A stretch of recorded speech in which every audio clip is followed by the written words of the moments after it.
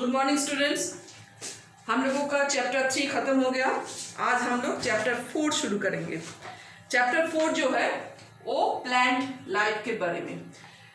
Plant हम लोग जानते हैं कैसे है, तो फिर हम लोग ये भी देखे हैं कि प्लांट एक लिविंग ऑर्गेनिज्म है और हर एक लिविंग ऑर्गेनिज्म की तरह जीने के लिए इसका खाना खाना बहुत जरूरी है। तो फूड इसका कहाँ से आते हैं, जैसे कि हम लोग देखे हैं कि जब एनिमल्स का बात होता है तो एनिमल्स एक जगह से दूसरी जगह मूव कर सकते हैं और एक जगह से दूसरी जगह पे जाकर वो अपना खाना ढूंढ कर खा लेते हैं। लेकिन प्लांट का ऐसी बात नहीं है। प्लांट तो एक जगह पर खड़े रहते हैं, उसका खाना कहाँ से आएगा। तो ये बात है इसका खास कि इसका खाना ये अपने बॉडी पे तैयार कर लेते हैं। तो ये जो बॉडी है आप लोग जानते हैं, देखे हैं, एक पेड़ का जो लीव्स होता है वो ग्रीन लीव्स होता है। ज़्यादा से ज़्यादा ग्रीन लीव्स में ये प्लांट अपना खाना बनाते हैं। ग्रीन लीव्स में आप लोग क्लास 6 में देखे थे कि प्लांट सेल जो होता था, प्लांट सेल के अंदर प्लास्टिड जो था, प्लास्टिड के अंदर क्लोरोप्लास्ट, क्रोमोप्लास्ट एंड ल्यूकोप्लास्ट था। तो क्लोरोप्लास्ट जो है उसमें से क्लोरोफिल नाम का एक चीज निकलते हैं, वो खाना बनाने में मदद करते हैं। और ज़्यादा से ज़्यादा ग्रीन जो पोर्शन होते हैं वो लीव्स एंड अगर कोई भी प्लांट्स का दूसरा कोई पोर्शन ग्रीन कलर का होगा तो उसी में भी खाना बन सकते हैं। तो ये जो खाना बनाने का प्रोसेस प्लांट का, उसका नाम है फोटोसिंथेसिस। ये फोटोसिंथेसिस कैसे होते हैं ये हम लोग देखेंगे पहले। तो इसका ये जो प्रोसेस है, इस प्रोसेस में क्या होता है, अगर केमिकल फॉर्मूला इसका लिखा जाए तो केमिकल फॉर्मूला है ये। केमिकल फॉर्मूला में आप लोग देखिए, carbon dioxide, 6 molecules of carbon dioxide जो कि हवा से आसानी से मिल जाते हैं एक प्लांट को। नेक्स्ट है 6 मॉलिक्यूल्स ऑफ वाटर जो प्लांट अपनी मिट्टी से रूट के सहारे में खींच लेते हैं और भेज देते हैं पत्ते पर। ये दोनों मिलकर जब धूप रहते हैं, सन का सोलर एनर्जी तीनों मिलकर जब एक जगह हो जाते हैं तब ये क्लोरोफिल हेल्प करता है उसको फोटोसिंथेसिस करने में। और फोटोसिंथेसिस करने के बाद जो प्रोडक्ट तैयार होते हैं उसकी बॉडी में वो है ग्लूकोज, C6H12 एंड O6। ये है ग्लूकोज का फॉर्मूला जो फूड के रूप में इसकी बॉडी में तैयार होते हैं एंड 6 मॉलिक्यूल्स ऑफ ऑक्सीजन ये रिलीज करता है। ये उसका बॉडी में ये सारा चीज चलते रहता है, ये केमिकल फॉर्मूला उसकी बॉडी में चलते रहता है। देखिए यहाँ पर एक ड्राइंग करके हमने बताया है कि फूड तैयार कैसे होते हैं। फूड यहाँ पे तैयार होता है ये ग्रीन लीव्स के अंदर जब कार्बन डाइऑक्साइड और वाटर एक साथ आते हैं, ग्रीन लीव्स, तो इसके अंदर क्लोरोफिल रहते हैं एंड सनलाइट जब होते हैं, क्लोरोफिल के अंदर सनलाइट एंड कार्बन डाइऑक्साइड और वाटर ये चार मिलकर वो प्रोसेस चलते हैं जहाँ पे स्टार्च या ग्लूकोज नाम का चीज तैयार होता है। ग्लूकोज बदल के स्टार्च हो जाता है और ये ग्लूकोज बॉडी के दूसरा पार्ट्स में ट्रांसफर हो जाते हैं, यहाँ से नीचे की ओर या ऊपर में जो भी पोर्शन है उसका हर एक जगह ये फूड मतलब ग्लूकोज चले जाते हैं। तो ऐसे ही इसका प्रोसेस चलते हैं जिसका नाम है फोटोसिंथेसिस। इसके बाद देखिए फोटोसिंथेसिस का जो 3 स्टेप बताया गया। पहले स्टेप में क्या होता है, पहले स्टेप में जो सनलाइट, ये सनलाइट चले आते हैं जो क्लोरोफिल इसको कैच कर लेते हैं। क्लोरोफिल पहले सनलाइट को ट्रैप करते हैं, ठीक है, ये है फर्स्ट स्टेप। सेकेंड स्टेप में क्या होते हैं, सेकेंड स्टेप में ये जो लाइट एनर्जी, ये जो वाटर है, वाटर का मॉलिक्यूल H2 एंड O मिलकर एक वाटर मॉलिक्यूल तैयार होता है, इन दोनों को हाइड्रोजन एंड ऑक्सीजन में डिवाइड कर देते हैं। ये दूसरा स्टेप। एंड तीसरा स्टेप है कार्बन डाइऑक्साइड जो है, इसका कार्बन डाइऑक्साइड के अंदर ये हाइड्रोजन चले जाते हैं और बन जाते हैं ग्लूकोज, C6H12O6 ये तैयार कर देते हैं। तो ऐसे ग्लूकोज तैयार होते हैं और हर एक पोर्शन में जहाँ पे इसका एनर्जी का जरूरत पड़ता है, ये ग्लूकोज चले जाते हैं एंड उसके बाद ऑक्सीडेशन होने के बाद ये एनर्जी सप्लाई करते हैं। ऐसे तो इसका ज़्यादा एनर्जी जरूरत नहीं है क्योंकि वो एक जगह से दूसरी जगह जाते नहीं है, फिर भी जो इसका बॉडी का फंक्शन चलाने के लिए बाकी सब पोर्शन का जो ग्रोथ होता है ये सब चलाने के लिए इसका जो एनर्जी चाहिए वो सप्लाई कर देते हैं ग्लूकोज, और उसके बाद उसको जो बाकी बचा ग्लूकोज बदल के हो जाती है स्टार्च, जो कि कार्बोहाइड्रेट का ही और एक नाम है, और ये स्टोर होता है इसका कुछ ऑर्गन्स में, जैसे इसका फ्रूट्स में, कभी सीड्स में, कभी स्टेम में, वेजिटेटिव पोर्शन जो भी है इसका स्टार्च के रूप में स्टोर होके रहते हैं। ठीक है, और वो पोर्शन हम लोग जब खा लेते हैं तो उसका ये वाला स्टार्च वाला खाना हम लोगों को मिल जाते हैं। तो ये जो पूरा चीज होता है फोटोसिंथेसिस क्या है आप लोग जान गए हैं। अभी देखिएगा ये जो लीव्स है, ये लीव्स के अंदर carbon dioxide and water vapour, ये दोनों इसका बहुत ही इंपॉर्टेंट चीज है। इनमें से कार्बन डाइऑक्साइड इसका अंदर आते हैं और पत्ते के अंदर से H2O मतलब वाटर वेपर के रूप में, जिसको हम लोग ट्रांसपिरेशन कहते हैं, उड़ जाते हैं, एंड ऑक्सीजन जो इसका बाय प्रोडक्ट है ये भी निकल जाते हैं। तो पत्ते के अंदर से कैसे निकल जाता है, पत्ते के बॉडी में छोटा छोटा होल होता है जिसका नाम है स्टोमाटा। ये है स्टोमाटा का स्ट्रक्चर। स्टोमाटा का दो टाइप का स्टोमाटा का स्ट्रक्चर हमने ड्रॉ किए हैं, एक है ओपन, एक है क्लोज्ड। ये जो एक स्टोमाटा का स्ट्रक्चर है, स्टोमाटा का स्ट्रक्चर में ये सब पत्ते का ही सेल है, और ये जो दो बीम शेप सेल आप देख रहे हैं ये सेल है गार्ड सेल, जो वो छोटा जो होल होता है, ये होल इसका नाम है स्टोमाटल ओपनिंग। ये स्टोमाटल ओपनिंग को दो साइड से गार्ड देता है, इसीलिए इसका नाम है गार्ड सेल। ये थोड़ा सा फ्लॉपी हो जाता है जब इसके अंदर से पानी निकल जाता है, तब ये थोड़ा सा चुप के सीधा हो जाते हैं। जब पानी भर जाते हैं तब ऐसे ही थोड़ा सा मोटा हो जाते हैं और फूल जाते हैं ऊपर से, तो फिर ये होल आसानी से दिखाई देता है, और जब पानी यहाँ से निकल जाते हैं तब ये थोड़ा सा चुपक के सीधा हो जाता है, तब ये क्लोज हो जाता है होल। तो ऐसे ही जब ज़्यादा खुला रहते हैं तब हवा आने जाने का चांसेस ज़्यादा रहते हैं, एंड ये वाला पोर्शन जब होता है हवा कम आते हैं। मतलब गैसियस एक्सचेंज जो होता है वो स्टोमाटा से होता है। ठीक है, स्टोमाटा ओपन एंड क्लोज हो सकता है।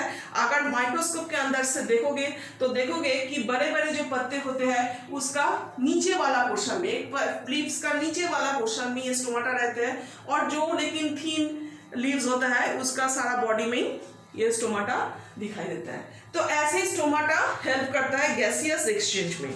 आप देखिएगा कुछ फैक्टर्स जो ये फोटोसिंथेसिस का रेट को कंट्रोल करता है, वो क्या है? पहले है सनलाइट। सनलाइट जो है, सनलाइट बहुत ही इंपॉर्टेंट है क्योंकि सनलाइट ही ट्रैप होता है क्लोरोफिल से और डिवाइड करने में मदद करता है हाइड्रोजन एंड ऑक्सीजन को वाटर से। तो विदाउट सनलाइट फोटोसिंथेसिस लेकिन नहीं होगा, और सनलाइट जितना तेज होगा उसका इंटेंसिटी, लाइट का इंटेंसिटी जितना ज़्यादा होगा उतना ही रेट बढ़ जाएगा फोटोसिंथेसिस का। तो ये है सनलाइट के साथ फोटोसिंथेसिस का रिलेशन। दूसरा है क्लोरोफिल। क्लोरोफिल बहुत ही इंपॉर्टेंट चीज़ है फोटोसिंथेसिस के लिए। जहाँ पे फोटोसिंथेसिस होगा उसमें जरूर क्लोरोफिल होना चाहिए।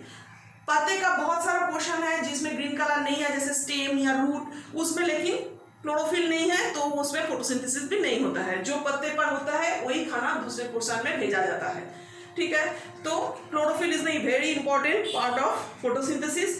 नेक्स्ट है टेम्परेचर। टेम्परेचर बहुत ही इंपॉर्टेंट है क्योंकि टेम्परेचर ज़्यादा कम हो या ज़्यादा हो तो फिर फोटोसिंथेसिस का रेट कम हो जाएगा। एक ऑप्टिमम टेम्परेचर चाहिए इसको, जो 20 डिग्री से 40 डिग्री तक टेम्परेचर में ये फोटोसिंथेसिस सबसे ज़्यादा अच्छा होते हैं, और इससे कम या ज़्यादा होने से फोटोसिंथेसिस का रेट कम हो जाएगा। और नेक्स्ट है वाटर। वाटर जो हम लोग जानते हैं पानी सॉइल के नीचे से रूट खींचकर पत्ते पर भेज देते हैं, लेकिन बहुत सारा पानी ये भेजते हैं, लेकिन उतना पानी इसका जरूरत नहीं लगता। ज़्यादा से ज़्यादा पानी वो स्टोमाटा से ट्रांसपिरेशन करके छोड़ देता है वाटर वेपर के रूप में। ओनली 1% ऑफ वाटर इसको यूटिलाइज होता है फोटोसिंथेसिस पे। लेकिन ये बहुत ही इंपॉर्टेंट है, क्योंकि अगर वाटर नहीं हो तो फोटोसिंथेसिस नहीं होगा और पेड़ मर जाएगा। तो ये है सारा इसका स्टेप जो फोटोसिंथेसिस के लिए जरूरत है, लेकिन फोटोसिंथेसिस का रेट को ये कंट्रोल करता है। अभी आप लोगों को बुक में देखिएगा, फोटोसिंथेसिस के लिए हमने जो बोले हैं कि carbon dioxide, water vapour, light energy, chlorophyll, ये सब चाहिए। तो ये एक एक करके कुछ एक्सपेरिमेंट करके आप लोगों को दिखाया गया कि सच में इन लोगों का जरूरत है कि नहीं, या ठीक हो रहा है कि नहीं। तो पहला जो एक्सपेरिमेंट है वो है to test the need of chlorophyll in photosynthesis. तो उसमें हम लोग क्या किए हैं, एक पत्ते लिए हैं। आप लोग देखे हैं बहुत सारा पत्ते होता है पेड़ का जो कि पूरा ग्रीन नहीं होता है, थोड़ा सा ग्रीन, थोड़ा सा येलो, या थोड़ा सा ग्रीन, थोड़ा सा व्हाइट, ऐसे एक पेड़ लो और पेड़ का जो पत्ते धूप में सारा दिन रहे हो, ऐसा पत्ते एक खींच के तोड़ के लाओ। फिर उसको आप लोग आयोडीन टेस्ट करो। आयोडीन टेस्ट मतलब आयोडीन सॉल्यूशन इस पत्ते के ऊपर 2-3 बूंद डालने से, गिराने से क्या होगा वो देखिएगा। जहाँ पे उसका स्टार्च हो, ये स्टार्च के साथ आयोडीन रिएक्ट करेगा और स्टार्च वाला पोर्शन हो जाता है ब्लूइश ब्लैक। कोई भी स्टार्च के अंदर अगर हम लोग आयोडीन सॉल्यूशन डालेंगे तो उसका कलर चेंज होकर ब्लूइश ब्लैक हो जाएगा, और स्टार्च नहीं होगा तो कलर कोई भी चेंज नहीं होगा।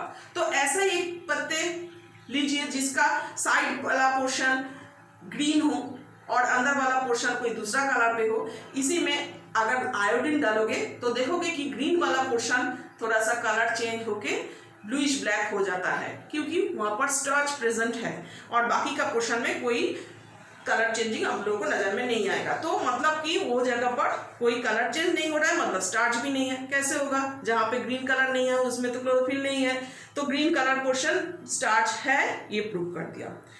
नेक्स्ट जो एक्सपेरिमेंट आप लोगों को दिया है, to show sunlight is essential for photosynthesis. Sunlight is essential, ये हम लोग दिखाएंगे। वो भी एक पत्ते लेकर हम लोग क्या करेंगे, पहले पत्ते को तोड़ेंगे नहीं, पहले पत्ते को एक पेड़ का जो टब के साथ पूरा पत्ते का क्या करेंगे, ऐसे ही करके बीच वाला पोर्शन एक काला कपड़ा से अच्छी तरह से ढक देंगे।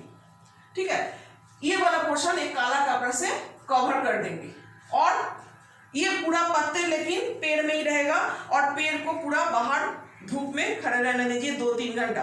2-3 आवर के 2 और 3 आवर्स के बाद इस पत्ते को आप तोड़ के लाइए, और इस पत्ते को आप आयोडीन टेस्ट करें तो क्या देखोगे कि ये जो पोर्शन ग्रीन था, ये दोनों का कलर चेंज हो रहा है, लेकिन ये जो पोर्शन है ब्लैक कवरिंग के साथ, उसमें कलर चेंज नहीं हो रहा है। मतलब कि ये दोनों पोर्शन में आपका स्टार्च प्रेजेंट है, कलर चेंज हो गया आयोडीन टेस्ट से, और ये पोर्शन में स्टार्च नहीं है, इसलिए कलर चेंज नहीं हुआ।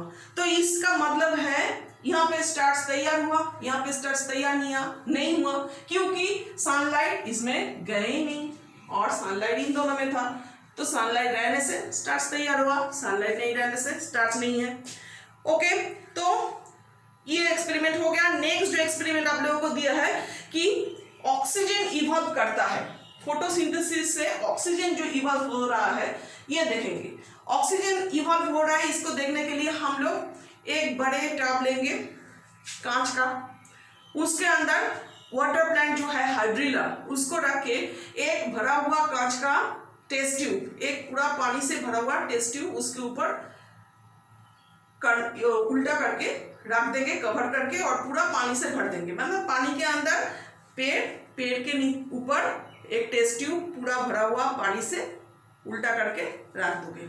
ऐसे ही रखोगे तो क्या होगा, वो जो पानी में नीचे रहने वाला हाइड्रिला प्लांट वो जरूर फोटोसिंथेसिस करेगा। ये धूप में रखिएगा तो फिर फोटोसिंथेसिस करेगा, लेकिन उसके बाद आप कुछ देर बाद देखोगे कि बूंद बूंद करके पानी के नीचे से एक एयर बबल ऊपर में आ रहा है टेस्ट ट्यूब के अंदर।